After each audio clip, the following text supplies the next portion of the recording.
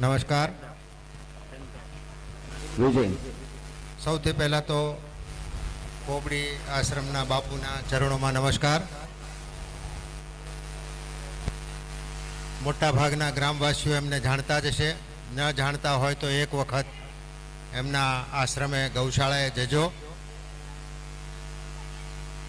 બાપુ છે એટલે મેં એના ચરણોમાં નમસ્કાર તો કર્યા જ છે, પણ એનાથી વિશેષ એમની જે ગૌવંશની સેવાઓ છે એને મેં પ્રણામ કર્યા. અને હમણાં અમારા મંદબુદ્ધિના બાળકો માટે અમે એક બુધેલમાં હોસ્ટેલ છાત્રાલય કરવા જઈ રહ્યા છે, ત્યારે એમણે ત્યાં પાવન કર્યા હતા એમના પગલાં. અને એમણે અમને જે સધિયારો આપ્યો છે એમને મેં પ્રણામ કર્યા છે. મહાનુભાવો, મહેમાનો, ગ્રામજનો, ભાઈઓ બહેનો અને વાલા બાળકો,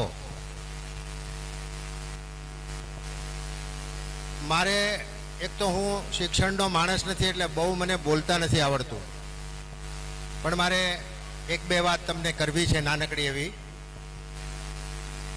બાળકોને એટલા માટે કહેવું છે કે આવા શિક્ષકો મળવા બહુ મુશ્કેલ છે. ગ્રામજનોને એ કહેવું છે કે આટલા સારા શિક્ષકો મળ્યા છે કે તમારી આ શ્રેષ્ઠ શાળા બનાવી શક્યા છે, તો એમનો લાભ લેજો. એટલા માટે શિક્ષક નામથી બહુ સારું નામ ન કહી શકાય એવી એક પ્રતિષ્ઠા હોય છે એમની, કે વાત વાતમાં આપણે કહીએ માસ્તર છે, એને ગળે નહીં ઉતરે માસ્તર છે. જ્યારે તમને અહીંયા જે શિક્ષકો મળ્યા છે, શિક્ષકો એવા મળ્યા છે કે તમારે એનો લાભ લેવો હોય તો આ ગામમાં એક એક બાળક છે એ ખૂબ જ શ્રેષ્ઠ શિક્ષણ લઈને આગળ વધી શકશે એવા શિક્ષકો મળ્યા છે, એટલે એમનો લાભ લેજો. શિક્ષક મિત્રોને મારે એમ કહેવાનું છે, 70 વર્ષ પહેલાં હું પ્રાથમિક શાળામાં જ્યારે ભણતો હતો ત્યારના શિક્ષકોના આખા નામ મને યાદ છે. આખે આખા એટલે ભાઈનું કે બહેનનું નામ, પિતાનું નામ અને અટક. હાઈસ્કૂલના શિક્ષકોમાં નામ અને અટક યાદ છે, અને કોલેજના પ્રોફેસરોના માત્ર અટક યાદ છે.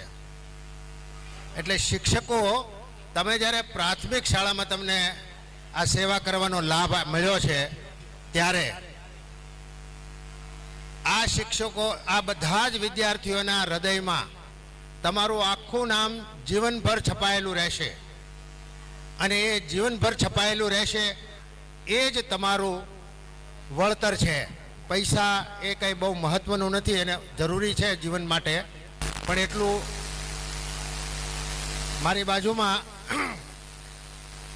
કિરીટભાઈ રાઠોડ ઊભા છે, એ પણ એક શિક્ષક છે, રાષ્ટ્રપતિ એવોર્ડ વિજેતા શિક્ષક છે.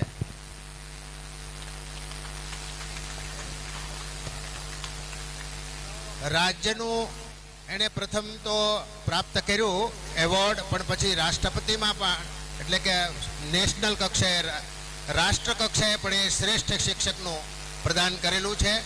મહુવામાં એમએન હાઈસ્કૂલના એ શિક્ષક હતા. એવી રીતે તમે મળે કે ન મળે, પરંતુ તમારે આવા શ્રેષ્ઠ શિક્ષકો મળ્યા છે એટલે ગ્રામજનો એનો લાભ લેજો. ભાઈએ વાત કરી એ મને બહુ ગમ્યું છે કે અહીંયા એક ટાઇલ્સનું કામ કર્યું છે.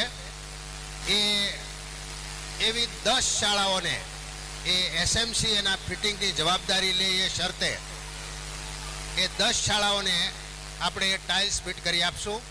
પણ એવું કરવાથી તમને ગામને તો કાંઈ ફાયદો થશે નહીં, એટલે ગામને, આ તમારા બાળકોને એક બીજા વધારાના 11,000 રૂપિયા જાહેર કરું છું. ધન્યવાદ.